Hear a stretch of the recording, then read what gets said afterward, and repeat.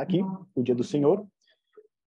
E hoje nós vamos entrar no nosso próximo tema, né? Chegamos na metade desse estudo, onde nós vamos trabalhar hoje o dia do Senhor no contexto dos evangelhos. Tá bom? Chegamos aí na metade do nosso estudo, falando do tema do dia do Senhor no contexto do evangelho. A gente viu na semana passada, né? O estudo foi o dia do Senhor como sinal entre o seu povo e a advertência profética. E hoje a gente vai falar aqui o dia do Senhor no contexto dos evangelhos. Então, esse aqui é os nossos tópicos que iremos abordar hoje. O dia do Senhor antes dos tempos de Jesus, o período pós-exílio babilônico, o período intertestamentário, como os religiosos nos tempos de Jesus lidavam com o dia do Senhor, o que a Bíblia ordenava com relação ao dia do Senhor, religião e tradição de homens, como Jesus lidava com o dia do Senhor, como o Senhor via o sábado e o exemplo do Senhor no sábado. Tá bom? Então, esses são os pontos aqui que vão abordar o dia do Senhor no contexto dos evangelhos. E sempre quando a gente fala a respeito dos evangelhos e a questão do dia do Senhor ali, sempre existe um embate, né? Até hoje, é uma questão bastante polêmica, quando muitos ali que advogam, né, da mudança do dia do Senhor para o primeiro dia em vez do sétimo, etc., eles vão dizer que Jesus transgredia o sábado, tá certo? Então, ele fazia muitos dos sinais ali das curas, dos embates que ele tinha com os fariseus, ele estava demonstrando ali que, na realidade, o dia do Senhor era uma instituição passada e que não haveria agora mais necessidade da sua santificação, da sua observância. Por outro lado, a gente vê em diversas oportunidades algo diferente, né? A gente vê ali, quase sempre, Cristo, ele agindo de maneira ali misericordiosa, curando, ensinando e aparentando ali levar realmente o dia do Senhor para o propósito que ele deveria ter, tá certo? E é isso que a gente vai abordar nesse estudo aqui.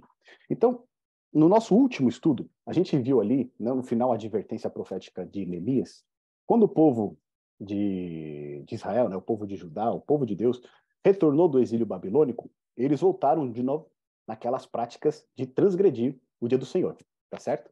Foi o último texto que a gente viu lá, Neemias capítulo 13, do verso 15 ao 24. E hoje aqui, o que a gente observa é o seguinte, só recapitulando aquilo que a gente viu no passado, tá bom? A gente viu aquilo que a gente viu na nossa última lição. O que a gente viu lá é que no dia do Senhor, no sábado, as pessoas ali, o que eles estavam fazendo? Eles estavam comercializando, né? Ali eles tinham alguns tírios que estavam habitando no meio de Jerusalém, que estavam habitando no meio do povo, e esses próprios tírios ali, eles mesmos faziam, né, comércio, tá certo? Bem no meio, dentro da cidade de Jerusalém. Depois a gente viu também que a mistura do povo, tá certo? A mistura do povo que não fazia parte do povo de Deus, colaborou muito para que eles viessem a profanar o dia do Senhor. E por conta disso, Neemias, então, ele teve que agir de uma maneira mais dura, né? Mais firme. A gente viu lá que ele repreendeu o povo, ele disse, acaso não fizeram vossos pais assim, e não trouxe o nosso Deus como este mal sobre nós e sobre essa cidade, e vós ainda trazeis ira maior sobre Israel, profanando o sábado? Então ele advertiu o povo com relação a isso, e aí, no verso 19 diz, dando já sombra às portas de Jerusalém, nós vimos, né? O sábado ele começa no pôr do sol da sexta-feira, ordenei que se fechassem e determinei que não se abrissem senão após o sábado. As portas coloquei alguns dos meus moços para que nenhuma carga entrasse no dia do sábado. Então ali, Neemias ele foi levado a tomar uma atitude o quê? Radical com o povo, porque esses insistiam em profanar o sábado. A gente lembra muito lá Moisés, na época do maná, né? Quando o povo saía no sábado para colher maná, e aí Moisés falou, olha, hoje é o dia de repouso, o santo dia do Senhor, ninguém sai do seu lugar. Tá bom? Então a gente vê essas medidas radicais aqui para manter a integridade do dia do Senhor. Só que, o que a gente vai perceber? Que essas medidas, com o passar do tempo, elas vão ficando cada vez mais rígidas, tá certo? E vão acabar se tornando um fardo. A gente já começa a observar isso no período intertestamentário, que é aquele período de 400 anos, tá certo? De Malaquias lá até Mateus, que a gente tem na Bíblia, em que a voz profética ela vai se calar. Vão ser 400 anos de silêncio, né? Você não tem nenhum profeta ali enviado por Deus para falar ao povo, existe um silêncio de Deus. E nesse período, né, que a gente teve aí de 400 anos, algumas obras foram escritas ali, e a gente tem uma questão histórica, tá certo? Lá no livro de Macabeus. Não é um livro canônico, tá certo? Inspirado por Deus, por isso que a gente não tem ele na maioria das nossas Bíblias, mas ele é um livro, por exemplo, que na Bíblia Católica você vai ter lá, primeiro Macabeus, segundo Macabeus. E aí ele vai relatar um período de tempo ali que é justamente esse período de 400 anos, tá bom? E aqui, o que vai trazer para a gente? Resumindo essa história que se encontra em 1 Macabeus, no capítulo 1, do verso 29 ao 50. Tá? Antíoco, lembra lá de Daniel? Antíoco, um dos 4 generais lá de Alexandre, que acabou ficando com a parte ali do Império Seleucida, eles vão começar a governar sobre Israel, sobre Judá, tá certo? E ali, o que vai acontecer? Eles vão saquear o templo, eles vão ali voltar, né, colocar um jugo sobre o povo de Deus. E aqui traz um relato para a gente que diz o seguinte, ó, lá no verso 39. No verso 38, ó. Por causa deles, os habitantes de Jerusalém fugiram, tá bom? Por conta desses que vieram do exército de Antíoco, os homens de Antíoco. Fugiram e só ficaram lá os estrangeiros. Jerusalém tornou-se estranha a seus próprios filhos e estes a abandonaram. Então aqui o povo de Jerusalém foi obrigado a sair por conta dessa opressão que veio de Antíoco. No verso 39, seu templo ficou desolado como um deserto. Seus dias de festa se transformaram em dias de luto, seus sábados em dias de vergonha e sua glória em desonra. Aqui de novo aquela combinação, festas e sábados, tá certo? Seus sábados, tinha o sábado de Deus, que é o 7º dia, e o sábado do povo, que eram as festas regulares que eles tinham aqui. Quando fora ela honrada, quanto fora ela honrada, agora foi desprezada, e sua exaltação converteu-se em tormento. Então o rei Antíoco publicou para todo o reino um édito, prescrevendo que todos os povos formassem um único povo. Cada um devia renunciar a seus costumes particulares. Todos os gentios se conformaram a essa ordem do rei, e muitos de Israel adotaram a sua religião, sacrificando aos ídolos e violando o sábado. Olha a diferença aqui. Os seus sábados se tornaram um dia de desvergonha. Mas o que Antíoco também queria que eles fizessem? Violassem o quê? O sábado do Senhor, tá certo? No 7º dia. E aqui é interessante porque a gente está vendo uma condição que a gente viu lá em Neemias. Qual que era o problema de Neemias? O povo estava se misturando, tá certo? Com os incrédulos, com os descrentes, com aqueles que não seguiam as orientações de Deus. E por conta disso, eles entravam na idolatria e na profanação. O que Antíoco está fazendo aqui, quando ele começa a governar sobre o povo de Israel, é a mesma coisa. Ele quer que o povo seja o quê? Um único povo. E que eles aceitem ali agora, né, a religião, os costumes deles e não fiquem mais com as suas leis, com a sua palavra, com a sua orientação, segundo o que Deus deixou. Aí o que diz no verso 44? Por intermédio de mensageiros, o rei enviou a Jerusalém e às cidades de Judá cartas prescrevendo que aceitassem os costumes dos outros povos da terra. Deviam suprimir holocaustos, sacrifícios e libações no templo, violar os sábados, os sábados são o quê? Os sábados deles, tá certo? E as festas também. Profanar o santuário e os santos, erigir altares, templos e ídolos, sacrificar porcos e outros animais impuros. Deviam também deixar seus filhos incircuncidados e macular suas almas com toda sorte de impurezas e abominações, de maneira a obrigaram-nos a esquecer a lei e a transgredir as prescrições. Todo aquele que não obedecesse à ordem do rei seria o quê? Seria morto. Tá bom? Então, esse período que Judá foi governado por Antíoco, né? Antíoco era um título, né? Teve vários, Antíoco, Epifânio, Etíoco, etc. Então, eles enfrentaram uma grande oposição à sua religião, e uma das oposições que eles enfrentaram também com relação à sua religião era o quê? Transgredir o sábado, tá certo? O dia do Senhor ali. Era para ser pisado por terra. E diante dessa situação, aí é que vai surgir, né, os Macabeus ali, vai surgir com Matatias, depois Judas, Macabeu, etc., que leva o nome desse livro. E eles vão criar agora uma revolta contra esse poder opressor, tá bom? E aí olha o que vai dizer aqui pra gente. Matatias, ele vai até o templo, resumindo aqui um pouco pra gente a história. Ele vai até o templo e lá ele vê um dos seus compatriotas oferecer um sacrifício ao Deus, ao ídolo, né, no caso ali, dos sírios. Tá certo? E quando ele vê aquilo ali, aquilo sobe o sangue nele e ele vai lá e ele acaba matando esse compatriota que estava oferecendo um sacrifício a um deus estranho. E aí o oficial do rei que estava ali também acompanhando, que havia incumbido, né, que havia ordenado fazer esse sacrifício, ele também acaba matando esse outro homem. Então, o que acontece? Começa, né, perseguir agora Matatias. Aí diz no verso 31 para a gente o seguinte, ó. Depois, né, verso 28, ó. Assim com seus filhos fugiu em direção às montanhas, abandonando todos os seus bens na cidade. Então, uma grande parte dos que procuravam a lei e a justiça encaminhou-se para o deserto. Ali refugiaram-se com seus filhos, suas mulheres e seus rebanhos, porque a perseguição se encarniçava contra eles. Contaram aos oficiais do rei e às forças acantonadas em Jerusalém, na cidadela de Davi, que certo número de judeus, culpáveis de terem transgredido a ordem real, havia descido ao deserto para ali se ocultar e que muitos se haviam precipitado em seu seguimento. Os sírios arremessaram-se ao encalço deles e os alcançaram, depois se prepararam para agredi-los no dia de sábado. Isso basta. Agora gritaram eles: sai, obedecei à ordem do rei e vivereis. Não sairemos, replicaram os judeus, e nem obedeceremos ao rei, com a profanação do dia de sábado. Então o que aconteceu? Eles esperaram o dia de sábado, porque eles sabiam que no dia de sábado o que eles iam fazer? Eles não iam oferecer resistência, eles não iriam lutar, eles não iriam guerrear, e foram atacar eles justamente nesse dia. E aí no verso 35 diz: instantaneamente os sírios travaram combate contra eles, mas eles não responderam, não atiraram uma pedra e não barricaram seu refúgio.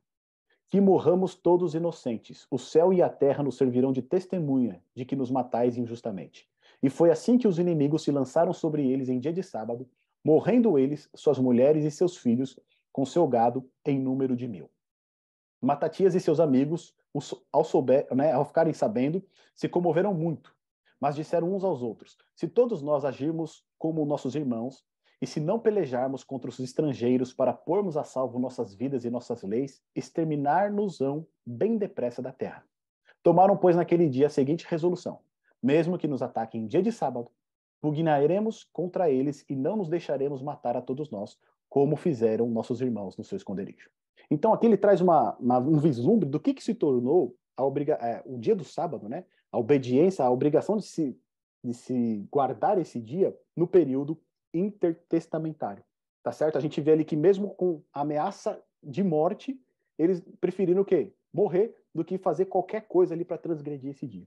Então isso revela que o peso que a gente viu lá, que Neemias, né, ao trancar as portas e colocar os seus homens ali para vigiar de uma maneira que não houvesse mais comércio na cidade, por mais que fosse uma atitude legítima, ele como governador ele deveria fazer isso, por exemplo, essa atitude ela foi cada vez se tornando mais pesada no decorrer dos tempos.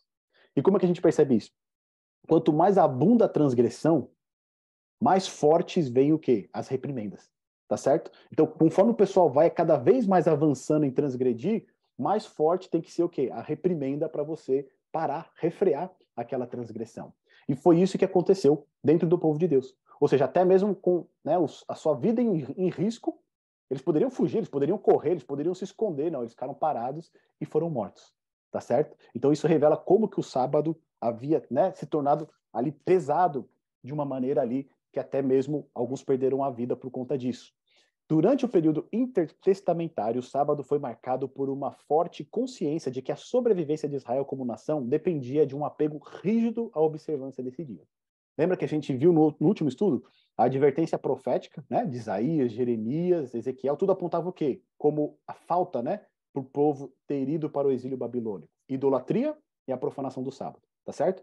Esses dois pecados, eles andam juntos. Por quê? O sábado, o dia do Senhor, o sétimo dia, ele lembra quem? Do Criador, o Deus Criador. Quando nós santificamos esse dia, nós estamos adorando o Deus Criador. Quando você profana esse dia, você esquece do seu Deus Criador e aí você incorre o quê? Em idolatria.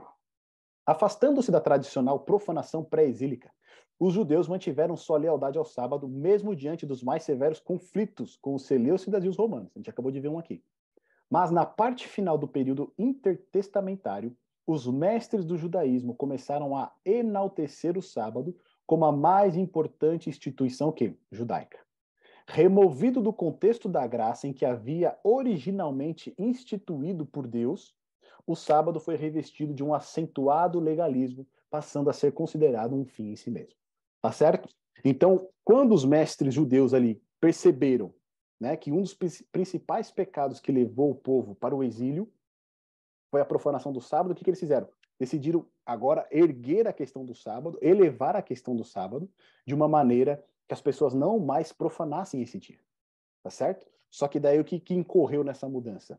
O sábado ele perdeu aquele caráter gracioso de ser uma bênção, de ser uma dádiva de Deus, e se tornou um fardo, tá certo? Um dia de obrigações. Deixou de ser um dia de regozijo, o dia santo do Senhor, e passou ali a se tornar agora o dia de obrigações, de deveres, de nãos, e o dia ali que você deveria, né, agir de uma certa maneira, se comportar de certa maneira para você não profanar esse dia. Tá bom? Então a gente percebe que nesse período, né, que é justamente o período, inclusive, que surge, né, a seita dos fariseus, né, os separados, que quer dizer ali, justamente esse período de 400 anos que eles vão aparecer, eles são fruto dessa ideia de você pegar o sábado, né, e instituir ele, instituído por Deus, e elevar, né, de uma maneira ali em que não foi o propósito de Deus no princípio. Tá bom? Então essa citação aqui está no livro O Sábado na Bíblia, do Alberto Tim. E aí o que a gente percebe? O que a Bíblia ordena com relação ao dia do Senhor? Tá certo? Então, a gente viu que vários mestres judeus começaram o quê? Elevar a norma, tá certo? Mas o que a Bíblia diz a respeito do dia do Senhor? E aqui a gente tem, lá Gênesis 2:3 fala o quê? Que o sábado é um dia abençoado, tá certo? Ele é abençoado e um dia separado para uso religioso. Separado por quem? Por Deus. Porque nesse dia o quê? Ele descansou da sua alma. Então isso é o que a Bíblia fala a respeito do dia do Senhor. O que mais que ela vai dizer lá para a gente em Êxodo, capítulo 16, verso 23? Que o sábado é o dia de repouso, tá certo? E é o santo sábado do Senhor. Não pertence ao homem, mas é de Deus. Em Êxodo 16, 29 diz ali, né, que nesse dia não é um dia de trabalho. Cada um fique onde está, ninguém saia do seu lugar no sétimo dia. Em qual contexto que a gente lê esse texto aqui? As pessoas estavam saindo para buscar comida, tá certo? Sendo que Deus já havia provisionado para eles. Deus já havia cuidado deles, já havia preparado. Mas não, eles querem sair para buscar mais comida ali. Então, ali, né, essa ideia que vem cada um fique onde está é o quê? Não se preocupe agora com essas outras questões, né? Não vá atrás de questões seculares, materiais. O santo sábado é do Senhor, tá bom? Então é nesse contexto que Moisés vai dizer cada um fique onde está, né? Ou seja, não vá buscar as coisas que você poderia ter visto durante a semana. Esse é o santo dia do Senhor. Depois, Êxodo capítulo 20, verso 8, lembra-te do dia de sábado para o santificar. Então o mandamento é o quê? Lembrar de santificar o sábado do Senhor.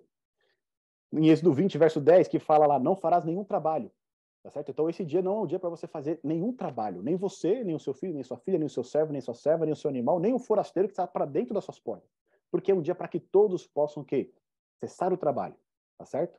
E ter comunhão com Deus.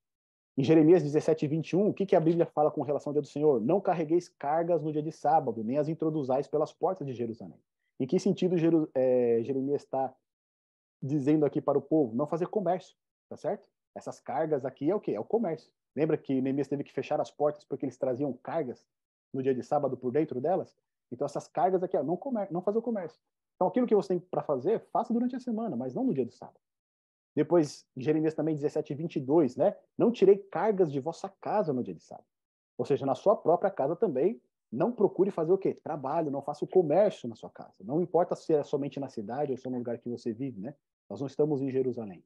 Mas dentro da nossa casa também, nós precisamos evitar esse tipo de procedimento. Ele vai dizer, santificai o dia de sábado. Depois, Isaías 58, verso 13, vai falar o quê? Né? Se desviares o pé de profanar o sábado e cuidar dos teus próprios o quê? Interesses. Tá bom? Então, assim, quando eu procuro buscar, né, me preocupar, correr atrás dos meus próprios interesses nesse dia que foi separado por Deus, também estou ali o quê? Profanando o sábado. Tá bom? Ele vai orientar mais, ele fala assim, ó, não seguindo os teus caminhos, não pretendendo fazer a tua própria vontade, nem falando palavras vãs. Ou seja, não buscar aquilo que eu quero, mas buscar aquilo que o Senhor espera, aquilo que o Senhor deseja para mim nesse santo dia. Tá bom? Então a Bíblia é isso que ela vai relatar com relação ao dia do Senhor. Esses são os preceitos, esses são os mandamentos, essas são as instruções com relação ao dia do Senhor. E a gente percebe que a maioria de tudo que está aqui, ou quase tudo que está aqui, está relacionado com o quê? Questão secular, tá certo? Aquilo que é reservado para os 6 dias que o Senhor nos deu. Mas no sétimo dia, o dia do Senhor, o sábado, ele deseja algo mais. Ele deseja que esse dia seja santificado, um dia de adoração, um dia de descanso, um dia para você não se preocupar com as coisas que você se preocupa durante a semana. E aí a gente viu o aspecto negativo, né? Mas é muito mais a questão positiva, tá certo? Porque Isaías 56 vai falar o que a respeito do dia do Senhor? O que a Bíblia vai dizer a respeito do dia do Senhor? Bem-aventurado o homem que faz isso. Que faz o quê? Né? Que se guarda de profanar o sábado. Tá certo? Então ele é feliz, ele é bem-aventurado, ele é completo, ele é pleno. Depois vai dizer em Isaías 56, verso do 4 ao 6, quando fala lá dos eunucos, né, que guardam os sábados de Deus. escolhem aquilo que me agrada e abraçam a minha aliança.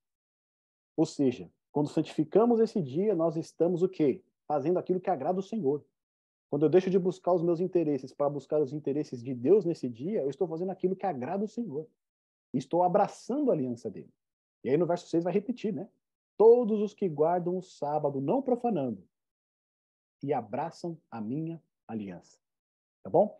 E aí no verso 58, capítulo 58, verso de 13 a 14, vai dizer: se chamares ao sábado deleitoso e santo dia do Senhor, digno de honra, e o honrares, então te deleitarás no Senhor. Eu te farei cavalgar sobre os altos da terra e te sustentarei com a herança de Jacó, teu pai, porque a boca do Senhor disse.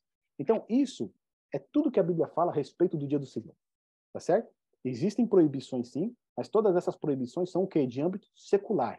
Tá certo? Para você esquecer aquilo que você faz nos 6 dias, na sua vida normal, na correria do dia a dia, e se voltar para o santo dia do Senhor com um propósito religioso, com um propósito de refrigério, de descanso, de comunhão com Deus e com a criação.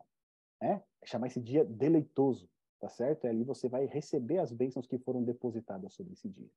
No entanto, a gente vê que a religião e a tradição de homens, ela vai começar a mudar aquilo que Deus disse na sua palavra. Então, o que nós vimos até aqui é o que Deus falou a respeito do dia do Senhor.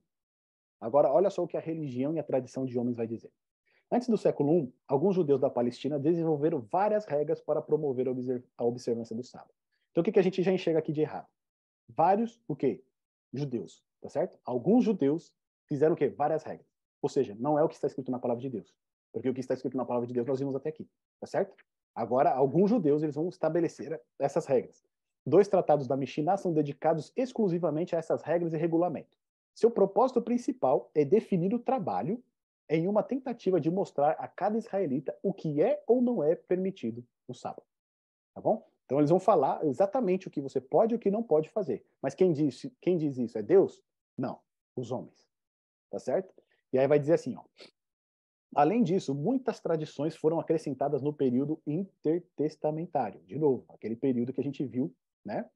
De restauração do povo, aquele período dos Macabeus. 2 tratados do Mishnah, Shabat e Erubim foram dedicados a uma detalhada observância do sábado. Ou seja, eles fizeram um trabalho especificamente para tratar dessas questões. A natureza do descanso sabático foi assunto de muita discussão casuística dos rabinos, que enumeravam 39 tipos de trabalho proibidos no sábado.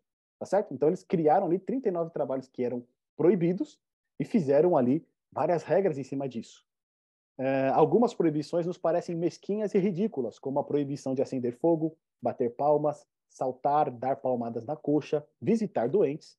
Podia-se afastar-se da casa somente a curta distância de 900 metros.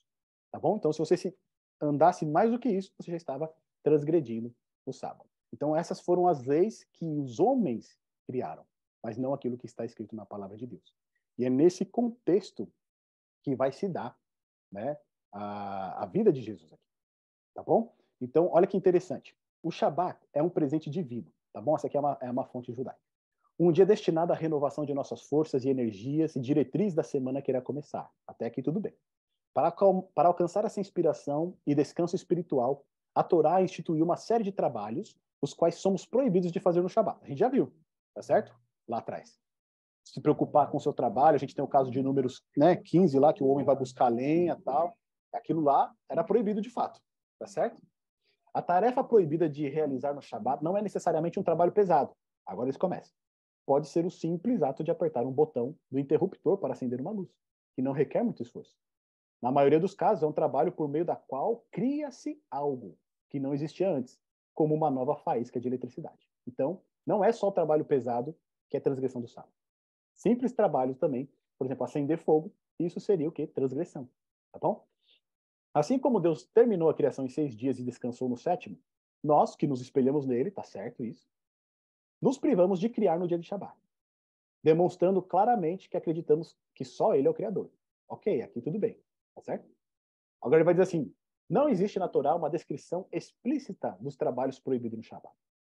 Porém, nossos sábios chamam a atenção para o fato de que o mandamento de cuidar para não fazer trabalho no Shabat antecede imediatamente a ordem da construção do santuário no deserto. E aí eles vão entrar. Portanto, a intenção da Torá é nos ensinar que no Shabat não devemos realizar essas tarefas específicas, exceto em caso de risco de vida, pois salvar uma vida precede qualquer proibição do Shabat. Então tá certo aqui também. Só que o que a gente observa? De novo, porém nossos sábios, tá certo?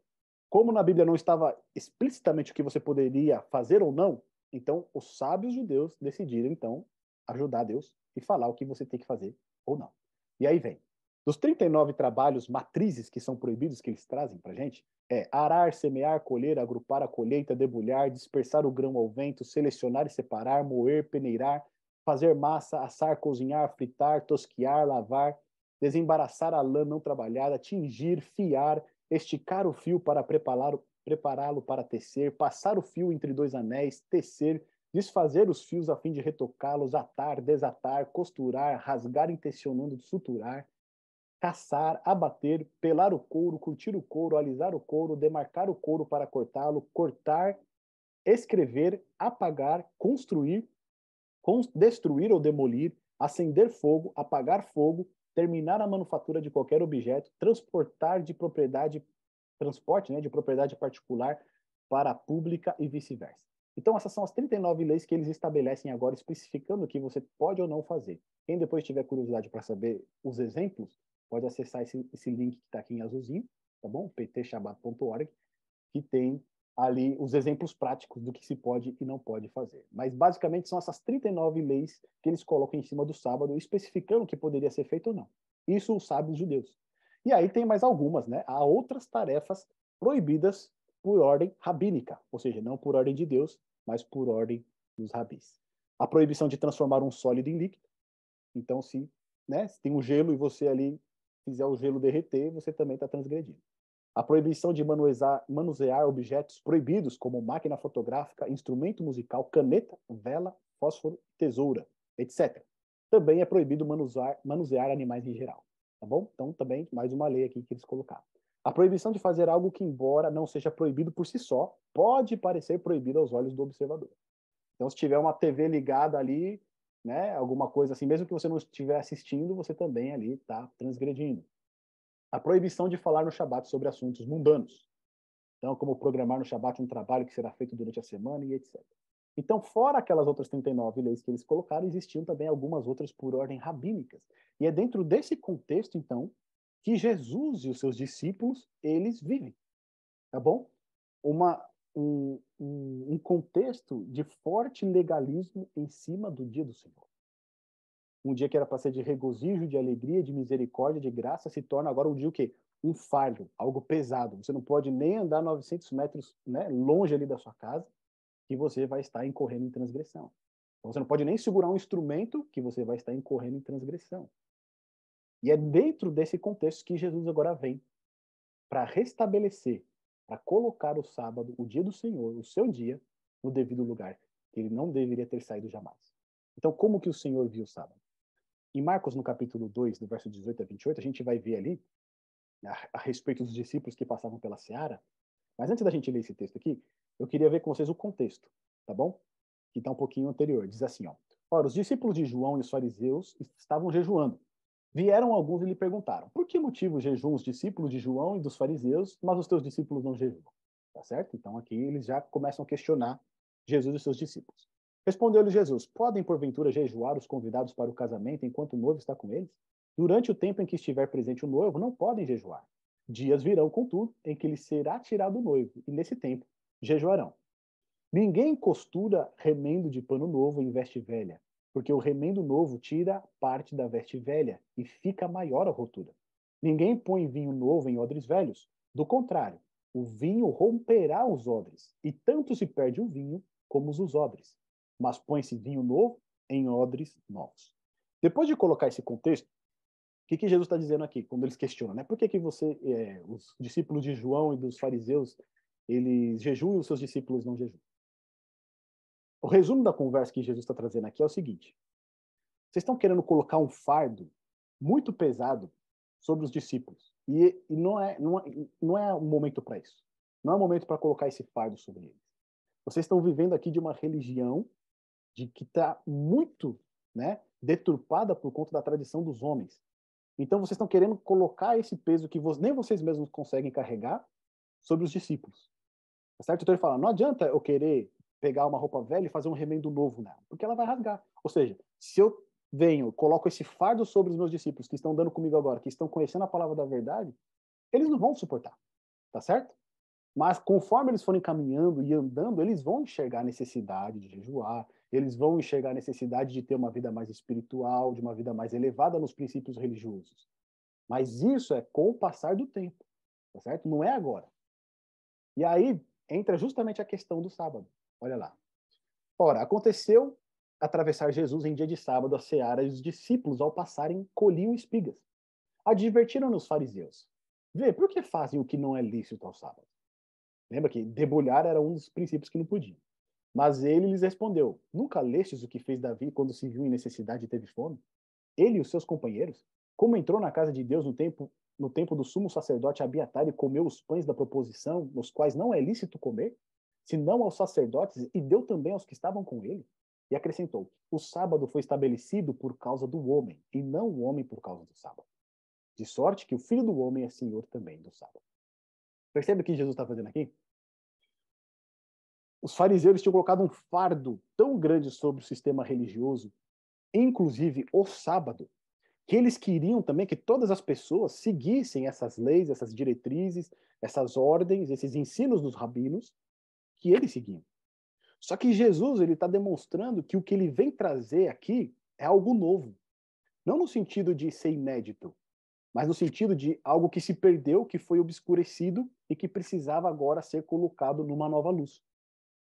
O dia que foi estabelecido por conta do homem, para o homem, por Deus, tá certo?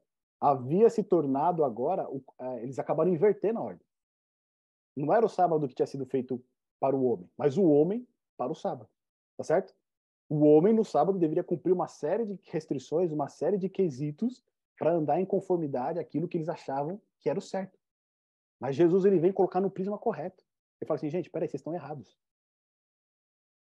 O homem não foi criado por conta do sábado, mas o sábado foi criado por causa do homem. Vocês estão invertendo a lógica, o sentido, né, desse dia do Senhor que foi estabelecido. E quando ele diz, né, o homem, né, o sábado foi estabelecido por causa do homem, não o homem por causa do sábado, ele aponta de novo lá para a criação, igual a gente viu no primeiro estudo, tá certo?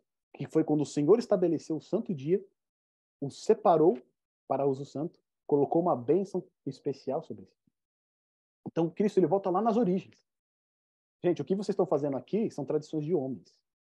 Ele volta lá nas origens, ó, lá na criação não era o propósito esse do sábado, tá certo? Então, o fardo que vocês estão colocando aqui, ele é muito pesado. O texto paralelo dessa passagem que a gente acabou de ler aqui, ele revela ainda mais questões aqui pra gente, ó. Diz lá em Mateus capítulo 12, do verso 1 a 13, porque aquele tempo, em dia de sábado, passou Jesus pelas searas, tá certo? É a mesma história. Só que olha o que diz aqui pra gente em Mateus. Ora, estando os seus discípulos com o quê? Com fome, entraram a colher espigas e a comer. É interessante que no Evangelho de Marcos ele não cita isso. Ele fala que os discípulos passaram e colhiam espigas, tá certo? Mas Mateus ele vai dar um vislumbre um pouco mais detalhado. Eles estavam o quê? Com fome. Por quê? Mateus era um dos discípulos que estava lá. Aqui em Marcos não era Marcos, né? Marcos aqui era João Marcos, né? Que andava com Pedro. Ele vai escrever depois, com base nos relatos de Pedro. Mas aqui era o próprio Mateus que andou com Jesus ali na seara e sabia que ele também estava com fome. Né? E por isso que eles pegaram ali as espigas para comer, ou seja, não foi algo, por exemplo, lá o exemplo de Números, né, que a gente vê o homem saindo para procurar uma comida, lenha para poder cozinhar no sábado, não é uma coisa nesse sentido. Mas eles estão passando ali, já estavam com fome, é como se você passasse, né, numa macieira, se tivesse as maçãs ali, e você se esticasse ali para pegar aquela, ou subisse na árvore para pegar uma maçã e comer porque está com fome. Eles vão falar, por que você está fazendo o que não é lícito no sábado? Tá certo? E aí Jesus ele vai falar, olha, eles estavam com fome, eles estavam indo para a sinagoga, e aí vocês querem ainda, né, colocar esse fardo sobre eles, falar por que eles fazem algo que não é lícito? E aí Cristo ele vai falar, ele vai citar de novo o exemplo de Davi, né, e ele vai dizer assim, ó, ou não lestes na lei que aos sábados os sacerdotes no templo violam o sábado e ficam sem culpa? Ou seja, os sacerdotes que estão trabalhando no templo, ou os pastores que estão no sábado trabalhando, né, ou os missionários que estão trabalhando no sábado ali, eles estão trabalhando. tá certo? Mas ficam sem culpa. Por quê? Porque é um trabalho para o Senhor, é um trabalho santo. Pois eu vos digo, aqui está quem é maior que o templo. Então Cristo ele chama a autoridade, né, de ali absolver os seus discípulos para ele próprio, tá certo? Aqui está quem é o maior, é maior do que o templo. E aí depois ele vai continuar dizendo: mas se vós soubesseis o que significa misericórdia quero e não holocaustos, não teríeis condenado inocente.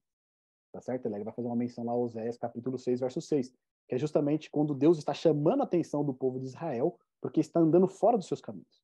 Quando Cristo ele aplica esse verso aqui, o que ele está querendo dizer? Olha, vocês se dizem aí, né, o povo de Deus, vocês se dizem muito religiosos, que andam em conformidade a toda a lei, mas vocês estão negando a misericórdia, tá certo?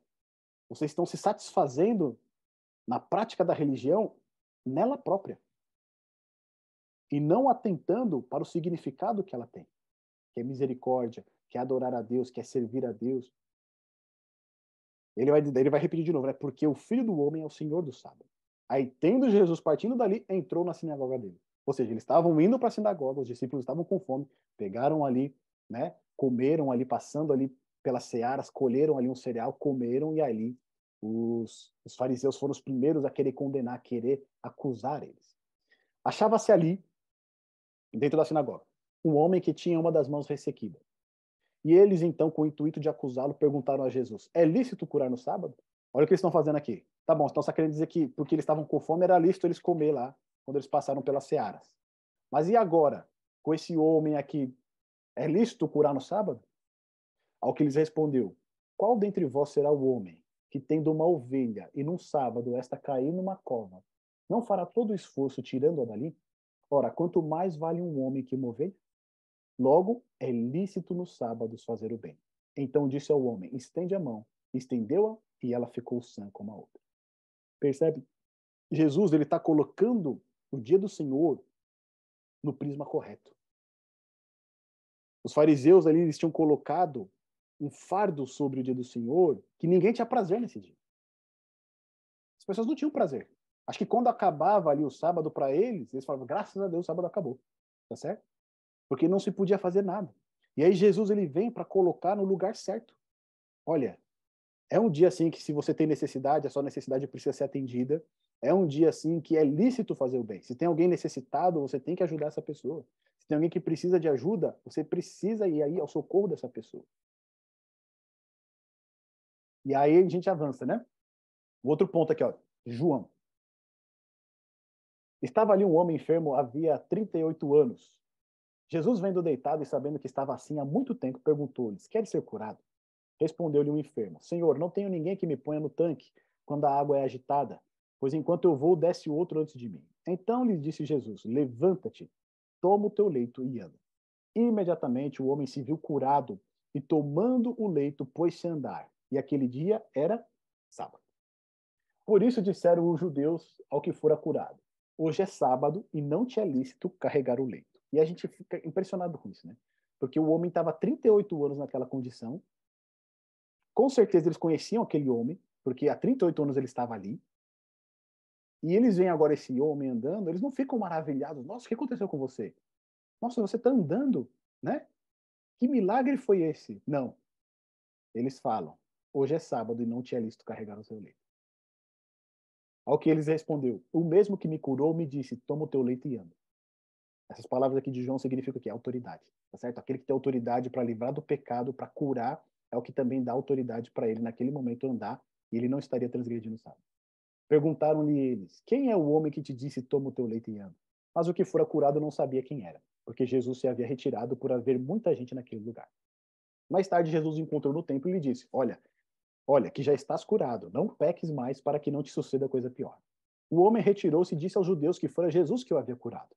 E os judeus perseguiam Jesus porque fazia essas coisas no sábado. Então percebe como eles estavam totalmente tomados por uma religião totalmente satânica, né? Porque, perceba, enquanto eles acham que verdadeiramente eles estão adorando a Deus, servindo a Deus, na verdade eles estão perseguindo o Deus vivo. Porque ele está colocando o dia do Senhor na sua posição correta. O mesmo dia do Senhor que eles insistem, né, em tornar um fardo, em tornar algo que as pessoas, que seja detestável para elas. Mas ele lhes disse, meu pai trabalha até agora e eu trabalho também. E aí muitas vezes, né, muitos irmãos, eles pegam esse texto, né, e eles falam, olha lá, Jesus estava trabalhando no sábado, tá certo? Então, né, que significa que no sábado ali, você não precisa mais santificar isso. Mas olha o contexto em que Jesus faz isso. Por isso, pois, os judeus ainda mais procuravam matá-lo, porque não somente violava o sábado, mas também dizia que Deus era o seu próprio pai, fazendo-se igual a Deus. Ou seja, eles queriam matar ele porque ele transgrediu o sábado curando as pessoas. Então lhes falou Jesus, em verdade vos digo que o filho nada pode fazer de si mesmo, senão somente aquilo que vir fazer o pai. Ou seja, aquilo que ele fazia, ele estava fazendo pelo pai, tá certo? É o pai que ordenava ele fazer aquilo. Porque tudo que este fizer, o filho também semelhantemente o faz. Porque o pai ama o filho e lhe mostra tudo o que faz. E maiores obras do que estas lhe mostrará, para que vos maravilheis. Pois assim como o pai ressuscita e vivifica os mortos, assim também o filho vivifica aqueles a quem quer. Então, qual que é o trabalho que Cristo estava realizando, que ele diz que meu pai trabalha até agora e ele também trabalha? Vivificar os mortos, ressuscitar os mortos, curá-los, libertá-los dos grilhões do pecado de Satanás. Esse que é o trabalho, tá certo? É esse que é o trabalho que é lícito fazer, porque é lícito fazer bem aos sábados. Então a gente vê nesses 3 relatos que a gente acabou de ler aqui, né? Cristo colocando a questão do dia do Senhor no prisma correto. Olha só os milagres que Jesus realizou ao sábado. Ele expulsou um demônio de um homem, lá em Marcos capítulo 1, do verso 21 ao 28. Ele curou a sogra de Pedro. Ele curou um paralítico junto ao tanque de Betesda, que foi o relato que a gente acabou de ler. Ele cura um homem com uma mão deformada, que foi aquele que a gente viu anteriormente. Ele restaura uma mulher que estava aleijada. Ele cura um homem que tinha os braços e as pernas inchadas. Ele cura um cego de nascença. Todos esses milagres que Jesus realizou, ele realizou no dia do Senhor, o sábado do 7º dia. E o que nos parece vendo esses relatos? Esses milagres todos? Será que Jesus estava afrontando os fariseus, querendo transgredir o sábado? Querendo demonstrar que o sábado não tinha mais importância? Que não havia mais importância de santificar esse dia? Ou ele estava colocando este santo dia que ele próprio estabeleceu no prisma correto? No lugar devido dele?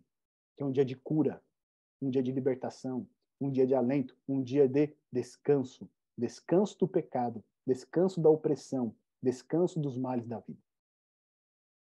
Percebe? Todas essas curas que Cristo ele vai realizando, elas são intencionais.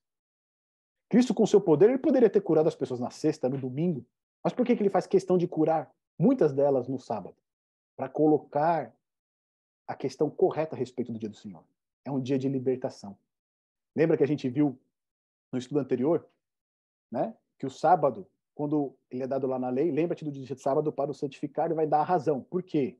Porque em 6 dias criou Deus os céus e a terra e tudo que nela há. Quando Moisés vai repetir os mandamentos antes deles entrarem na terra de Canaã, ele muda, né, a justificativa para a santificação do sábado.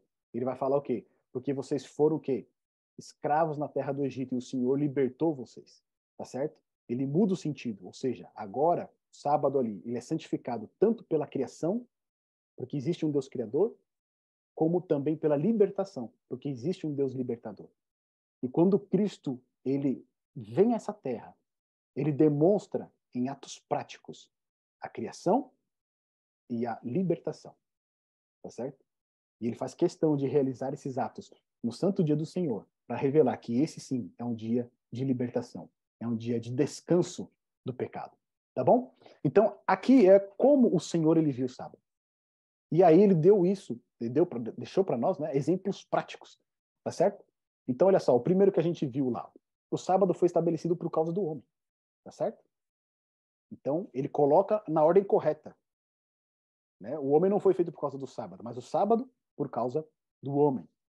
Depois, esse segundo texto aqui que a gente viu, ó, ele entrou na sinagoga no sábado. Então, Lucas, capítulo 4, verso 16, quem pode ler para a gente? Vamos fazer a leitura desse texto? A gente viu lá em Mateus 12, verso 9, mas Lucas, no capítulo 4, verso 16, Cristo ali ele dá o exemplo, né? Entrando na sinagoga. Quem encontrar aí o texto, Pode ler para a gente, tá bom? Pode abrir o microfone e fazer a leitura. Lucas 4, verso 16.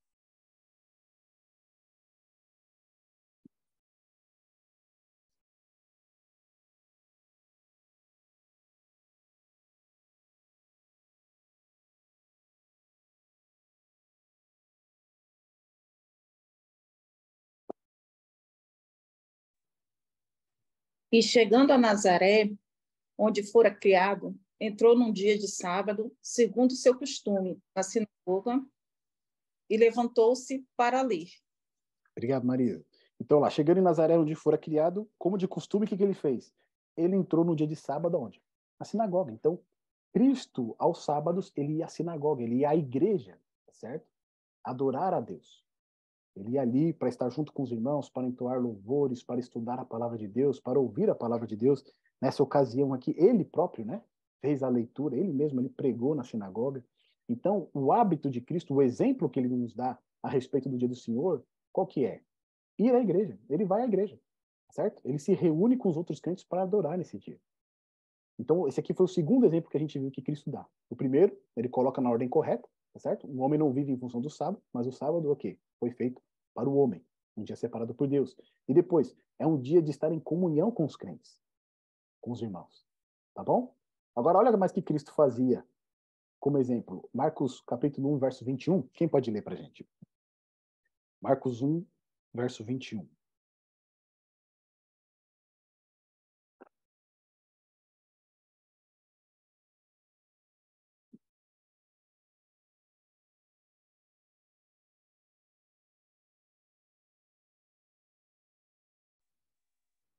Entraram em Cafarnaum e, logo no sábado, indo ele à sinagoga, ali ensinava.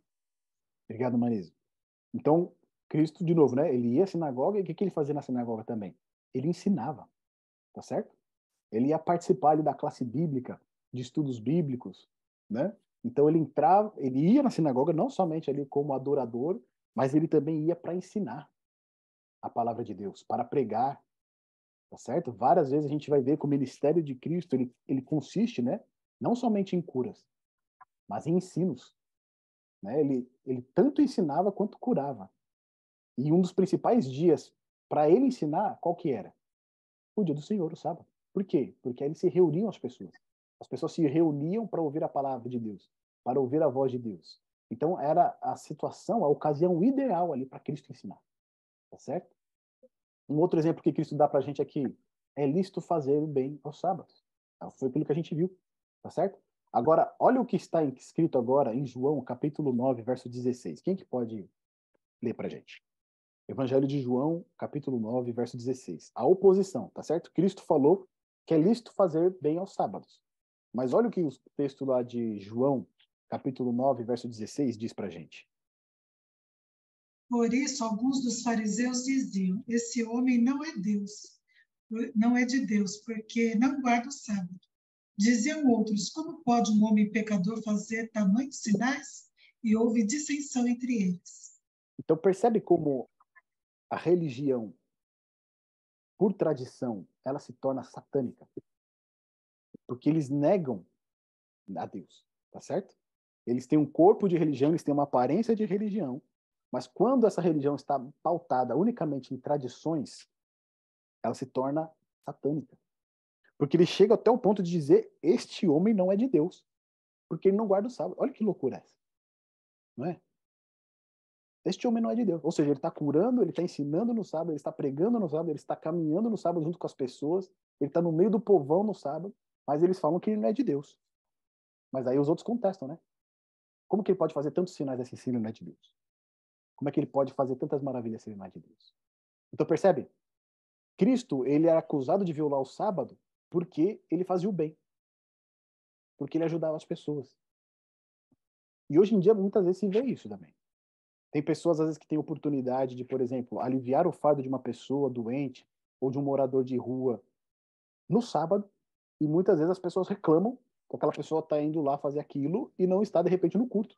Ou, de repente, não está se reunindo junto com os crentes.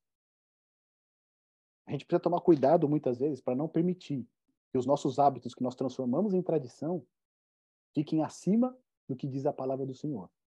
Porque ele deseja o quê? é misericórdia, não holocaustos. Tá certo? Se a gente tem oportunidade de fazer o bem, se a gente tem oportunidade de tirar o alento, é lícito sim fazer bem nos sábados, principalmente no sábado. Agora, o que mais o exemplo de Cristo aqui, ó? Curava no sábado, tá certo? Ele libertava as pessoas do jugo. Agora, nesse caso interessante, olha o que está escrito lá em Lucas 13, no verso 14. Cristo ali, ele libertou uma mulher, né, que há muito tempo estava com um problema, escrava ali dessa enfermidade, e Cristo curou ela, libertando-a. Mas daí, olha o que é dito a respeito do chefe da sinagoga. Lucas, capítulo 13, no verso 14. Olha o que ele diz para as pessoas. Quem pode fazer essa leitura para a gente? Mas o chefe da sinagoga, indignado de ver que Jesus curava no sábado, disse ao povo: São 6 dias em que se deve trabalhar, vinde, pois, nestes dias para vos curar, mas não em dia de sábado. Obrigado, cara. Então, olha que loucura, né? A gente pode dizer que é o pastor da igreja ali, o príncipe da sinagoga. O pastor da igreja ele vai falar o quê? Olha, vocês querem ser curados? Venham outro dia, mas não venham no sábado, tá certo? Não venham no sábado. Se vocês quiserem vir curar, que Jesus cure vocês, venham qualquer outro dia, mas não venha aqui para ser curado no sábado. Olha o que ele diz aqui na minha versão. 6 dias há em que é mister trabalhar. Nestes, pois, vinde para ser curados, e não no dia de sábado. Então percebe como foi totalmente distorcido o sentido original pelo qual o Senhor estabeleceu o dia? Totalmente distorcido. E eu tenho plena certeza que muitos irmãos cristãos que não consideram o dia do Senhor como sábado, como o 7º dia, muitos não consideram por conta desses relatos que tem no Evangelho. Só que aí tem um problema. A gente não pode ficar com a parte negativa, tá certo? Porque conforme você vai lendo, você vai ficando com raiva disso, né? Você vai vendo, por que eles fazem isso? Por que eles agem dessa maneira? Por que eles colocam esse fardo nesse dia? Tá certo? Só que a gente não pode deixar se contaminar por esse espectro. Porque o que está sendo enfatizado aqui é o lado positivo. Qual que é? A realidade do dia do Senhor. É o dia de libertação, é o dia de cura. É o exemplo de Cristo, não o exemplo dos fariseus. Tá certo? O que acontece muitas vezes é que as pessoas são contaminadas pelo espírito de fariseu. Então elas ficam com tantas raivas dos fariseus que eles acabam pegando raiva também do dia do Senhor. Tá certo? Mas a gente não pode deixar ser contaminado por esse espírito. Mas temos também que realinhar o nosso foco para aquilo que Cristo está fazendo. Ele está colocando o sábado sob o prisma correto. E aí, por último, ele descansou da obra da redenção no sábado também. Lá em Lucas, no capítulo 23, você tem Lucas, avança um pouquinho aí, no capítulo 23.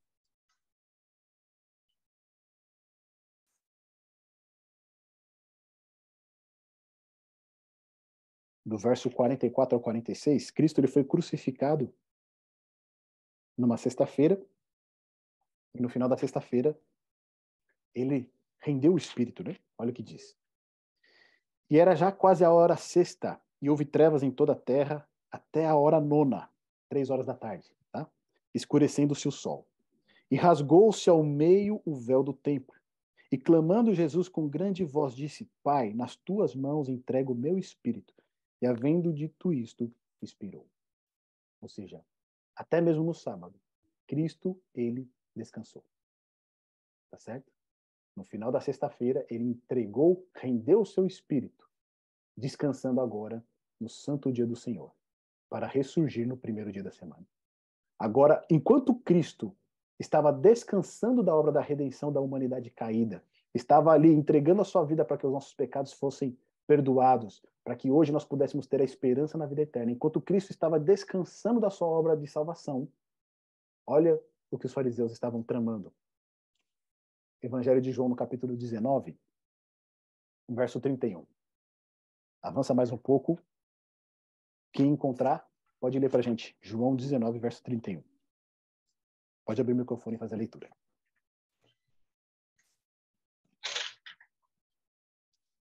Então, os judeus, para que no sábado não ficassem os corpos na cruz, visto como eram a preparação, pois era grande o dia daquele sábado, rogaram a Pilatos que lhe quebrassem as pernas e fosse retirado. Obrigado, Elma. Olha a perversidade disso. Enquanto Cristo ali estava descansando agora, no Santo Sábado, depois da obra da redenção, Os fariseus, eles estavam preocupados em matar o Senhor da glória para descansar do sábado. Olha que loucura isso. Eles estavam querendo acelerar. Vai, quebra logo a perna deles para eles morrerem, para que a gente possa agora desfrutar do nosso sábado de tradição, nosso sábado religioso, mas que não é moldado pela palavra de Deus, que não é guiado pela palavra de Deus, que não é fundamentado na palavra de Deus. Vamos matar o Senhor da glória aqui agora para a gente poder entrar no nosso descanso. Percebe que loucura é isso? E aí depois a gente vê o exemplo, né?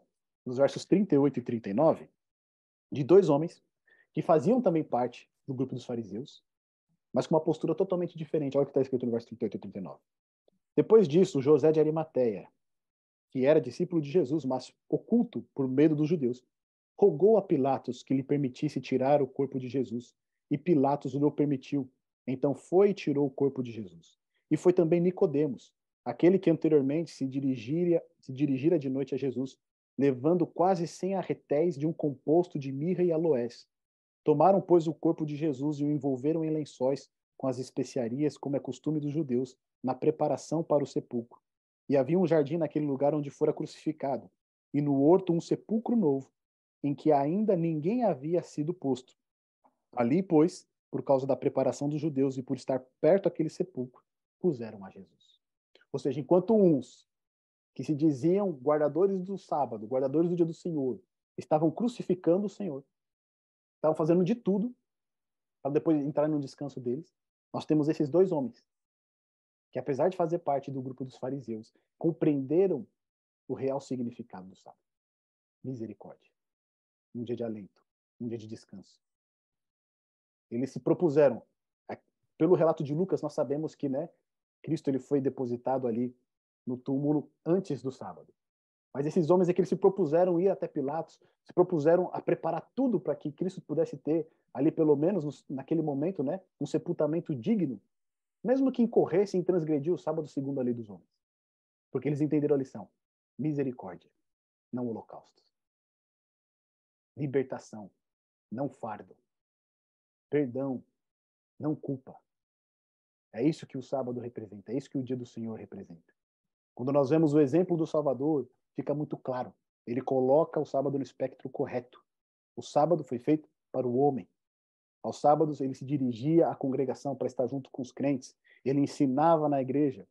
Ele fazia o bem, ele curava, ele libertava. E ele também descansou no dia de sábado.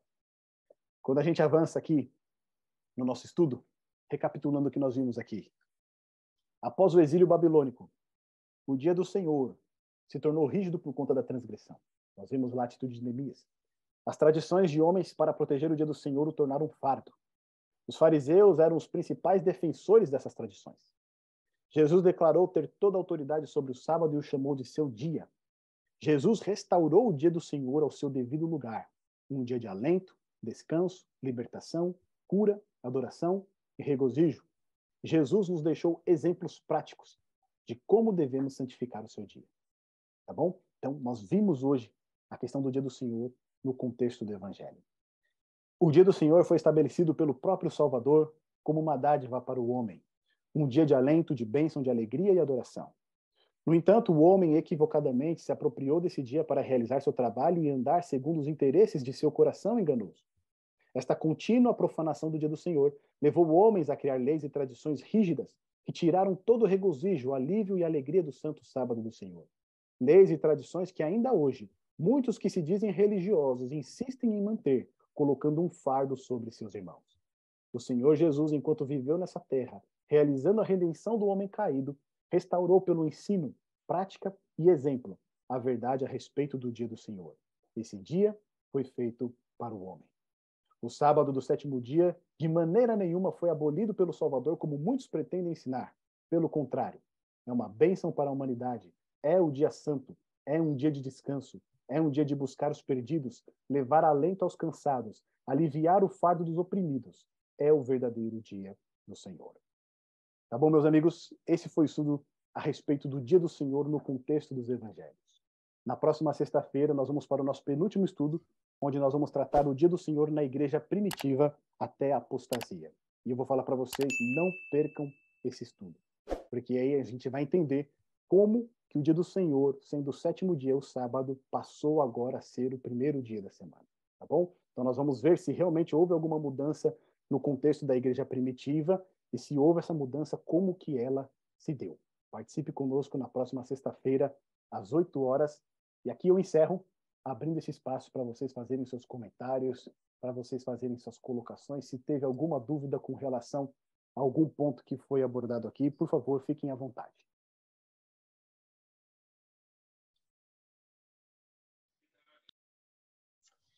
Então, diante do que foi dito aí, né, não tem nem como dizer que a gente fica abismado, porque a gente já está acostumado, né, com esse tipo de coisa, assim. A facilidade que o homem tem para tomar para si a autoridade sobre as coisas, né, de Deus. E a facilidade que ele tem para julgar as coisas quando ele vê, né, quando ele somente vê, em vez de observar, e a questão do abismo que há, né, entre a leitura e a interpretação. Porque ler, muita gente lê, agora interpretar é uma coisa mais autêntica, né? Então, quando ele tomou para si toda essa questão aí evidentemente que as pessoas vão acreditar em quê? Naquilo que estão vendo, né? E não naquilo que se observa do que Deus falou, né? Para mim isso é uma coisa muito clara. É isso. Muito bom.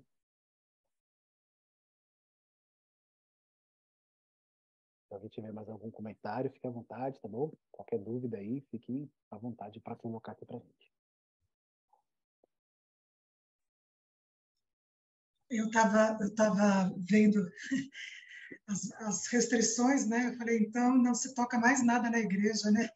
Exatamente. Não pode nem tocar, nem executar nenhum instrumento. Nenhum instrumento. Nós estamos fazendo tudo errado. Se for seguir as ordens rabínicas, né? Sim.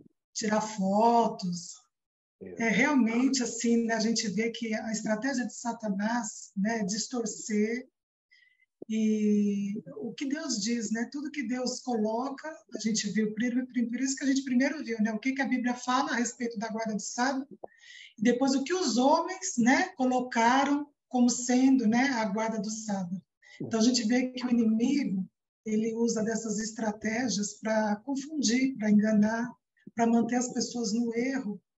Mas se a gente cuidar e observar, né, como a Creu falou assim, com cuidado, realmente, a interpretação das escrituras, porque ela mesma se interpreta, a gente vai ver, né, quão distantes as pessoas estão, né, daquilo que Deus realmente colocou como propósito, né, separar um dia da semana para que o homem fosse feliz, para que o homem descansasse, né, para que o homem vivesse plenamente e compartilhasse das bênçãos que Deus já proporcionou para ele, né? Pela criação, pela redenção. Então, realmente, o sábado a gente percebe mais uma vez que é um descanso, é um regozijo, e a gente precisa realmente examinar as escrituras, né? É verdade. Acho que um ponto que é diferencial, né? Em todos os nossos estudos, é que a gente utiliza apenas a Bíblia. Né? Obviamente, a gente traz ali algumas referências históricas, porque são eventos que acontecem na história, a gente consegue comprovar. Mas toda a nossa argumentação para interpretação, em todos os estudos, desde as profecias de Daniel, Apocalipse, a volta de Jesus, é tudo pautado na Bíblia.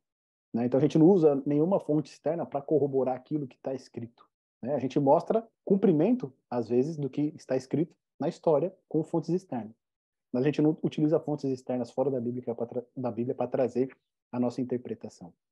E eu acredito que isso fica bem claro para a gente, que até a Cléo colocou, porque, assim, quando você olha, seguindo esse modelo que a gente fez aqui, não tem como você não perceber ou não entender que, com essa relação do dia do Senhor, quem está errado, né, vamos dizer assim, nesse ponto, né, não é Cristo, porque ele está transgredindo o sábado, né, fazendo todos esses sinais. Olha lá, eles estão falando que ele está transgredindo, está violando o sábado. Não.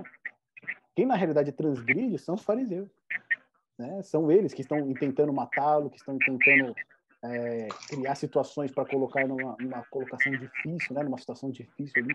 O que ele está fazendo é restaurando uma verdade que se perdeu ao longo do tempo, né? Conforme a gente viu.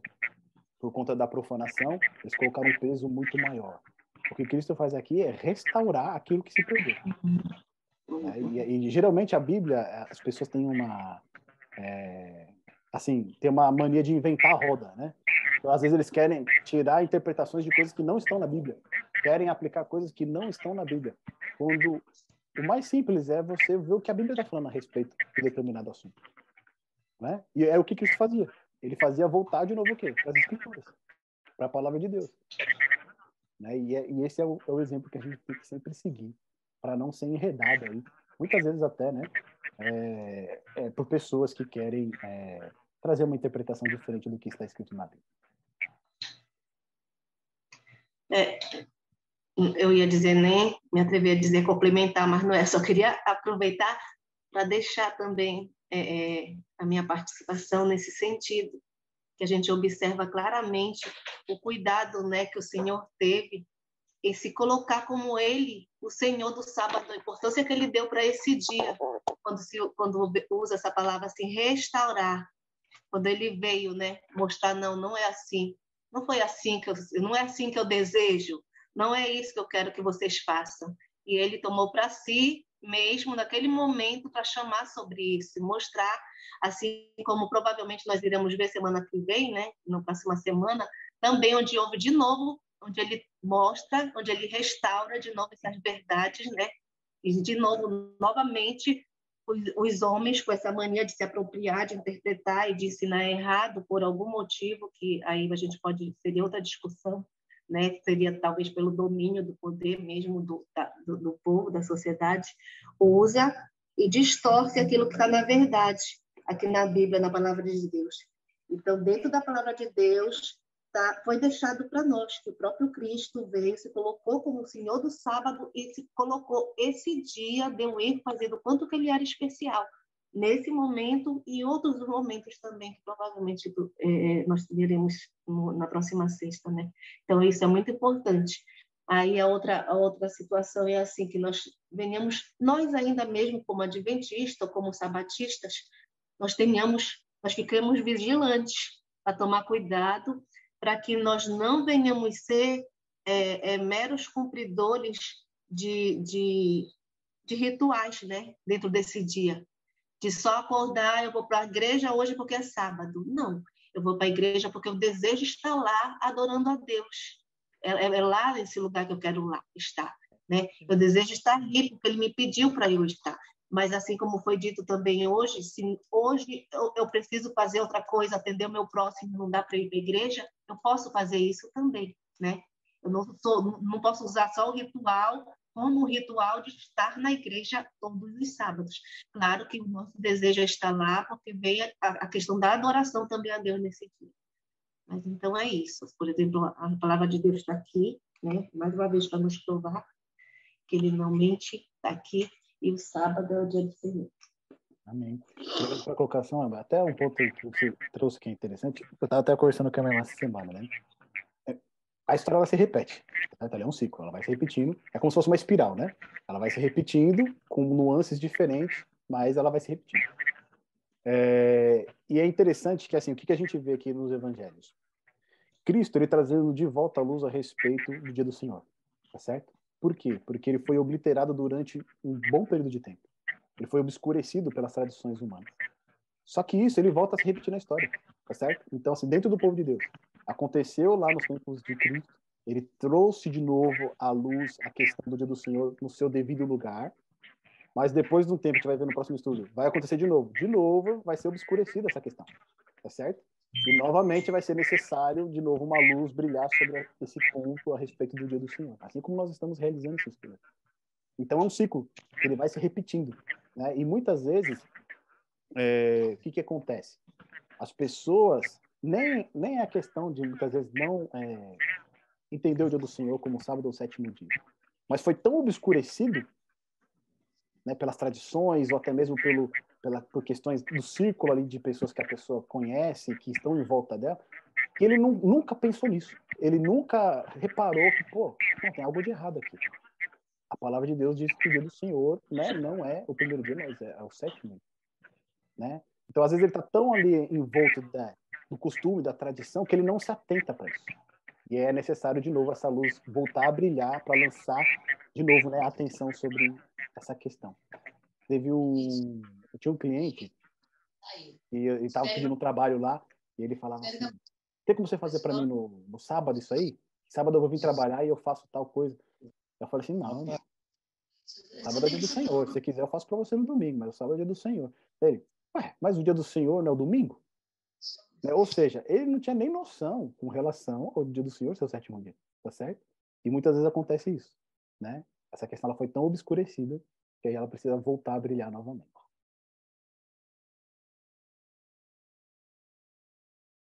É isso, meus amigos. Fechado?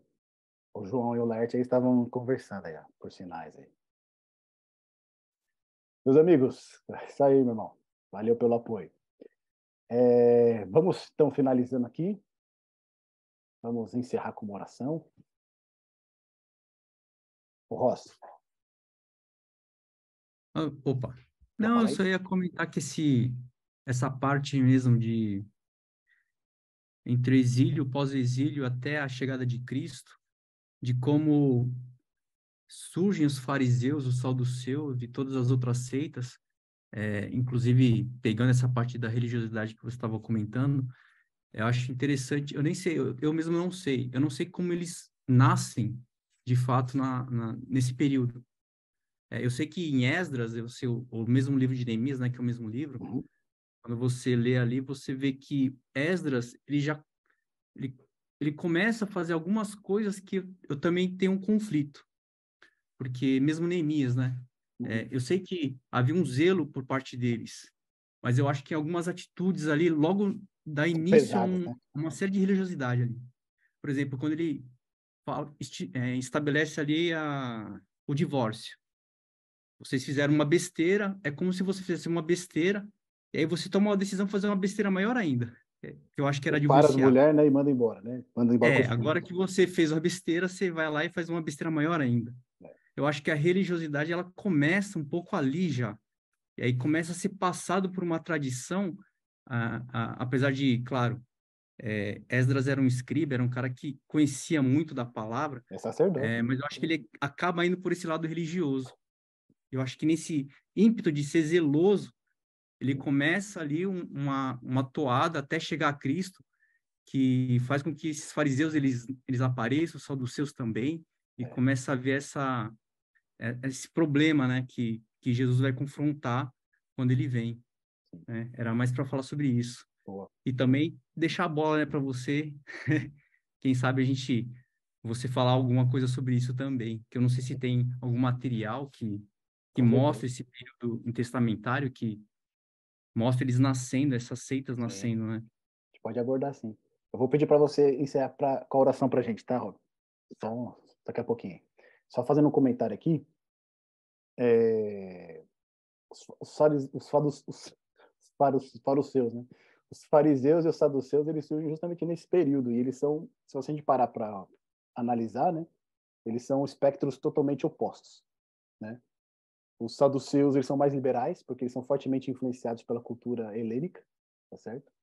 E os fariseus são aqueles da raiz, né? Eles são separados. Então eles não, nós somos os santos, nós vamos manter aqui a tradição que a gente recebeu. Então eles são mais legalistas. Então a gente vê que são dois extremos, né? E Jesus ele entra bem nesse meio, né? Você tem dois extremos. Você tem os saduceus totalmente liberais. Se a gente olhar, né, uma teologia progressista hoje, né? Nem creem mais, não criam, né, na ressurreição do corpo. Já estavam totalmente influenciados lá pela cultura grega, filosofia grega. E por outro lado, você tem os fariseus ali estritamente legalistas, apegados à tradição de homens, né? Não à tradição bíblica. E Jesus ele vem justamente no meio ali, né? Demonstrando que nem é um extremo nem é o outro. É o assim diz o Senhor. Se você caminhar com o assim diz o Senhor, você vai estar seguro, né? Esse ponto que você colocou aí, né, que começa a surgir uma religiosidade ali exacerbada, mais firme, né? Assim, a gente percebe realmente que acontece. Por quê? Porque eles são reformadores, né? Esdras e Neemias são reformadores. Então eles precisam ter um pulso firme. Só que o problema é que, né, às vezes você pode exceder um pouco, né? Nessa questão aí. E, de fato, aqueles que vão continuar podem tomar esse exemplo como algo ruim. Por exemplo, se a gente pega Calvino, vamos pegar Calvino. Calvino, você vai falar que Calvino não era um homem de Deus? Calvino era um homem de Deus. Né? Ele tinha umas interpretações equivocadas porque bebeu ali de Agostinho de Hipona, né? Assim como Martim Lutero também, mas foi um homem usado por Deus. Só que nesse zelo por reformar, ele mandou lá, né, decapitar Miguel de... Esqueci o nome dele agora. É que ele considerou um herege, né? Ele queria que ele fosse decapitado, mas daí acabaram queimando ele. Então, assim, mesmo esses homens, né, às vezes no zelo deles de defender ali a causa de Deus, eles acabam cometendo excesso. E aí as gerações posteriores, elas acabam, às vezes, tomando esse exemplo e tornando mais duro ainda, né? Tornando igual Salomão, né? Como é que os jovens lá falaram para Salomão, né? Que se vocês reclamaram do meu pai que colocou lá o tributo sobre vocês, agora é que o negócio vai pegar mesmo, né? Que ele vai falar, né? Ele fala o dedinho, né? O dedinho do meu pai é não sei o quê. Ele vai dar um exemplo lá que ele fala, agora que vocês vão ver mesmo o que vai pegar aqui. Então eles sempre acabam levando um pouco mais firme, né? Mais fechado, meu povo. Ross, você encerra pra gente aí com uma oração? Amém. Amém. Obrigado, meu Deus, pelo tempo de comunhão, de unidade.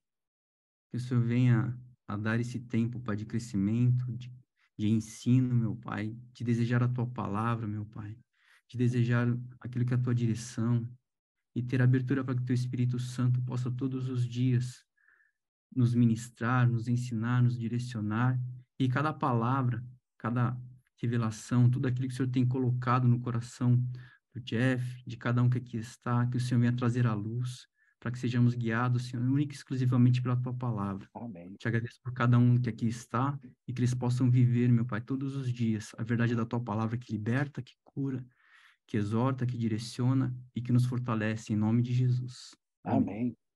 Amém. Amém, meus amigos. Muito obrigado pela participação de vocês. Um sábado abençoado no lar de vocês. Tá certo? E na próxima sexta-feira, às 8 horas, nós estamos aqui para avançar no nosso estudo aí, dessa vez no penúltimo estudo. Tá certo? Meus amigos, bom sábado. Deus abençoe a todos. Fiquem com Deus. Obrigado. Até mais. Tchau, tchau. Está pregando sobre o quê? Fala alto.